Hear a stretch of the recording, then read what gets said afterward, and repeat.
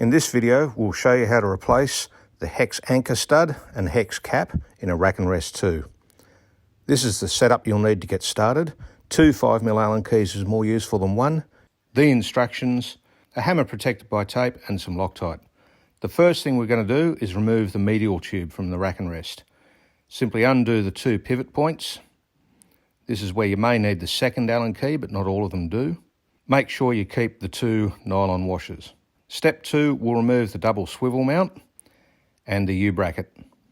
You may need a bit of force to undo the bolt. Pull the swivel off. You need to keep the washers, 2 nylon ones, 1 steel one, but the hex is rubbish, and the O-ring you won't need any more either. Nor will you need the anchor. So dispose of all of those parts. Now to remove the U-bracket. Again, undo the bolt. Now these have been Loctited from the factory. They may be too tight, so in that case, put a bit of heat on them. That'll loosen the Loctite. Once you've removed the bolt,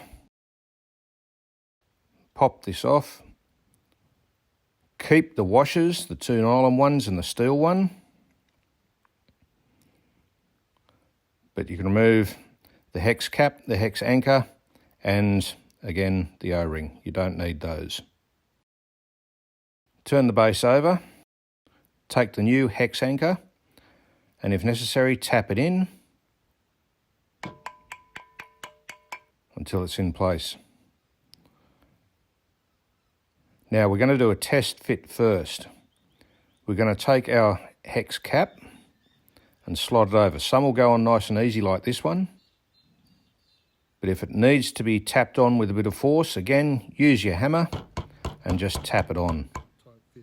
You might have to go from both sides until it's properly in place. Now, of course, it'll be a tight fit. You want to remove it so you can get everything back on. Simply put the bolt in and give it a tap. That'll separate the 2 parts and you can go on with assembly. So put the washers on in the correct order as per the instructions.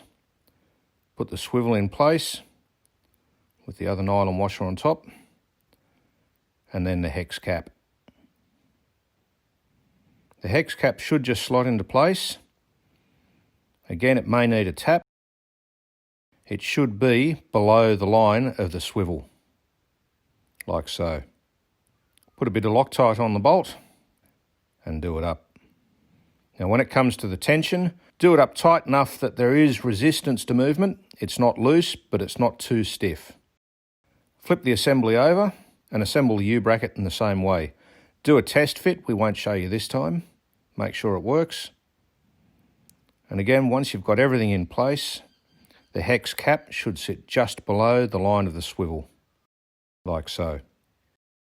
A bit of Loctite on the bolt and do it up fairly firmly until there's resistance to turning, but it's not too stiff and certainly not loose. You can readjust these later, which we'll do. Now, once we've got that sorted, it's time to reassemble the medial tube. Line up the washer on one side, put the bolt through, then slot the other side in. Make sure that the holes all line up. This one was nice and easy, went straight in, and then do it up. Again, it might be easiest to do this with 2 Allen keys. Get the tension right on all 3 of these pivot points. And the job's done. The easy way to tell whether the correct hex has been fitted is compare it. You can tell the colour of the stainless steel one, plus the new ones are colour coded with black on the base. That's the best way to be sure that the correction's been done. If you have any questions or problems, get in touch with us at Eagleye Hunting Gear.